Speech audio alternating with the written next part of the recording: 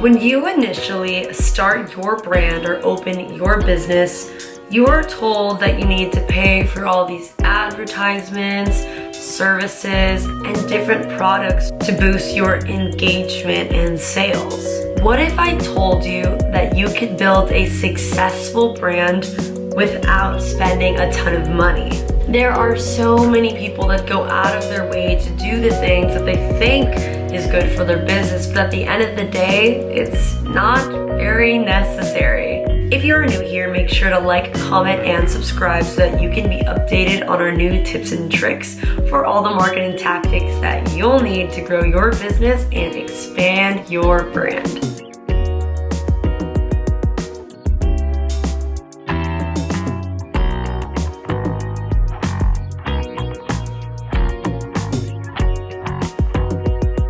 So let's get into it. So the first thing that you don't need to build a strong brand is business cards. I know that when someone starts a business, they get really excited. I've been there as well, and you want to print like 500 business cards. But at the end of the day, it's not super necessary to make sure that your business is where it wants to be. In this day and age, social media is such a great tool that sometimes paper trail doesn't really work out to your benefit as much as you think it would. Now with all of our new technology, your business can be spread to so many different audiences, as a free resource and very quickly. So essentially, the business cards might not be the best idea. But at the end of the day, I don't want to discourage you either. If you do have a few business cards in your pocket and maybe you're in public and there's no Wi-Fi in those situations, of course, have a business card ready. But it's not a necessity. I know it's tempting, and it's something that you totally could do is if you're at a salon or something and maybe you want to leave behind some business cards. That's totally fine, and I totally recommend it. But just remember, most people that do get a business card, it's gonna fall to the bottom of their purse or their backpack, and they're probably not gonna see it until months later. And honestly, as great as it is, it's not the most reliable tool. And of course, in comparison to social media, you can make a long-lasting connection, and you're constantly being updated.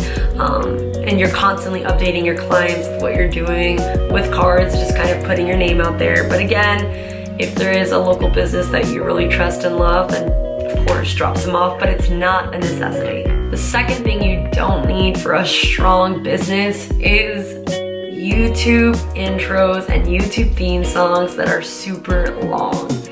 At the end of the day, I know it's very tempting to make a really cool intro theme song and make it 1 minute to 2 minutes long, but at the end of the day, that time is cut away from the actual production part of your video.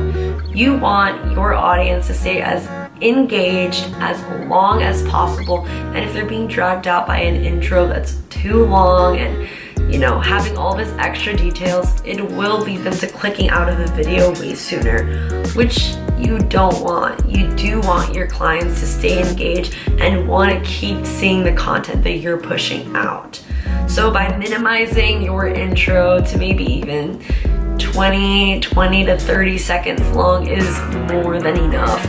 I even sometimes recommend to do it shorter. Personally, I think a 15-second intro is probably your best bet in order to make sure that your audience is still engaged while also showing who you are and introducing yourself quickly. Of course, don't take out the intro completely, especially if you're doing, a beauty channel, a marketing channel, a family's vlog channel. You do want to give that intro to your audience of what your channel is going to be about. So just having kind of like a small little preview will be just fine. It can get your audience up to speed on who you are, what your channel is about, without dragging it for so long. The third thing is having a super oversaturated Instagram theme. And when I mean oversaturated, I'm not talking about the colors. Well, in some cases, yes. But I think a lot of people that say that their product's main color is purple, green, and orange, they're gonna wanna put in every single post that color scheme. And while in the long run seems like a good idea, you don't want to distract your audience away from your page. If it is a lot to absorb and a lot to take in, they're more likely to click out of your page and not follow you. You don't want to have colors that are hard on the eyes and sometimes too distracting from your actual product, brand, or service that you're trying to promote. You want your voice and the actual thing that you're trying to sell be the face of your brand. Of course, I totally agree with you to have a nice, clean aesthetic. Keep a theme going. Having an Instagram feed that's cohesive will show your audience that you're on brand and that you do care about the content that you're putting out. But don't overdo it.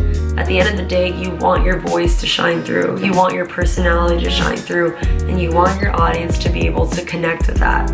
Once they can't connect and once they can't relate, they're gonna hit that unfollow button and not want to keep up with what you're saying.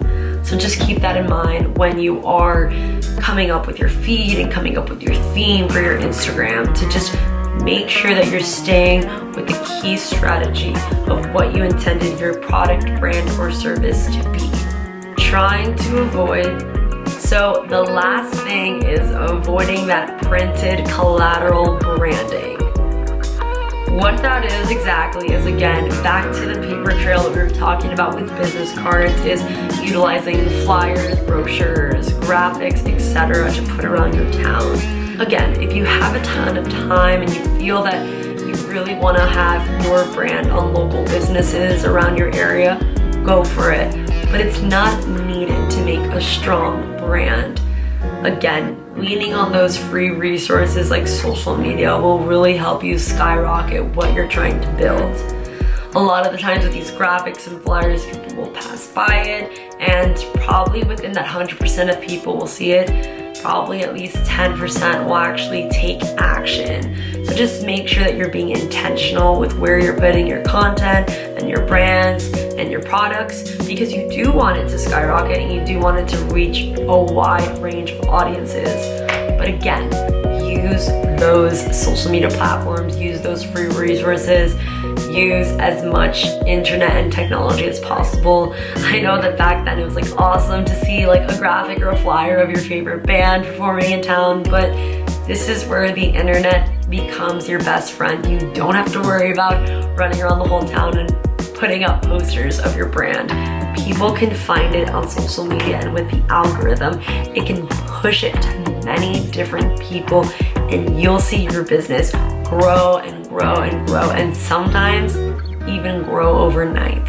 So today we talked about the 4 things that you technically don't really need to create a strong brand, and I really want you to focus on those and really understand that I'm not telling you to not do these things, but they're not necessary for you to have a really strong brand in line.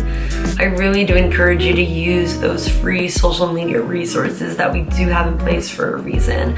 They will help you in the long run, and they will also get you a ton of leads, and will also help you reach that wide range of audiences that you're trying to find. Once you do that, it'll be easier to find your ideal client, and once you find your ideal client, your sales will skyrocket and your engagement will be completely increased.